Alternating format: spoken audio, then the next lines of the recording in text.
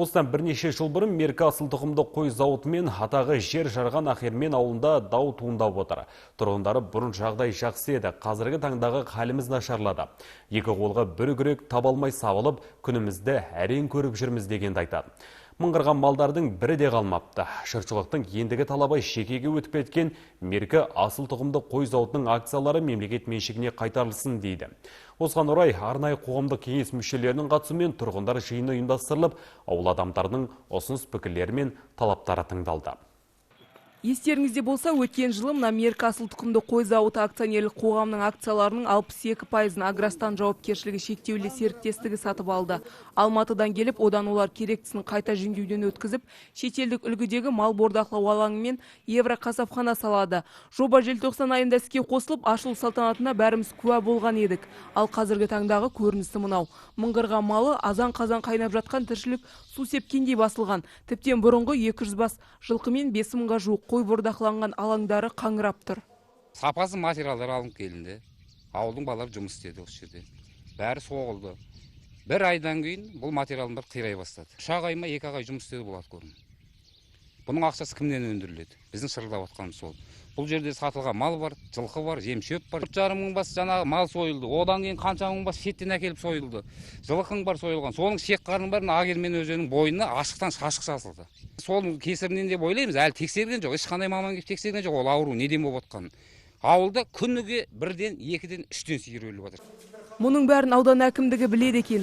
Алайда нақты шешім болмай, күдерін үзген халықтың жанайқайы облыс басшысына да жеткен. Сондықтан бүгін аймақ атқамінерлері ауылға арнайы келді. Жай күйімен танысып, жергілікті ақсақалдармен кеңесіп, халықтың мұң-мұқтажын тыңдау үшін қоғамдық кеңесте өткізді. Айтам дегендердің аузын қақпай, барлығының уәжі тыңдалды. Мына жерде біздің балдарымыз ойнағаннан не қылып тұрған жоқ. Біз жетішкеністен жиналған жоқпыз. Неше ай болды, не болды жаңағы қиналып.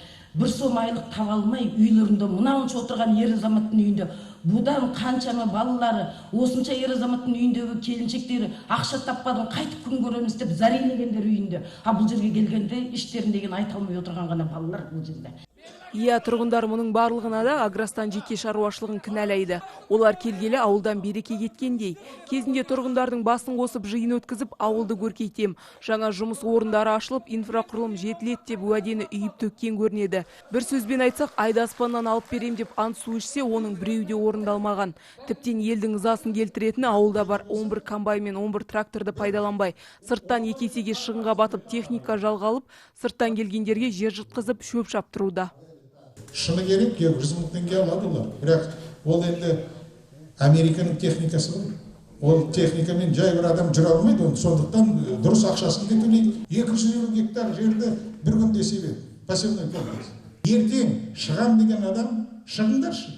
Кәсіп сотқа отырыңдар да жаңағы тракторды қойшы, нетіп тастасын, көрейік.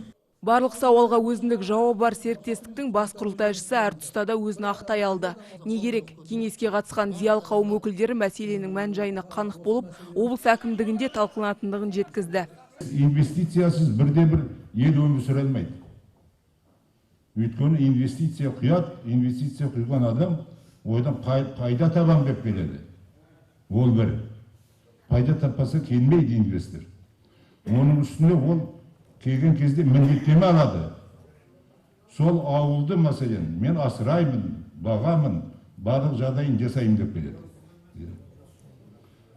Ал енді ол халықпен ақылдаспай, ешнәрсе істемеу керек. Ендігі кезекте арнайы комиссия құрылып, заң жүзінде даулы мәселенің түбіне терең үңілмек.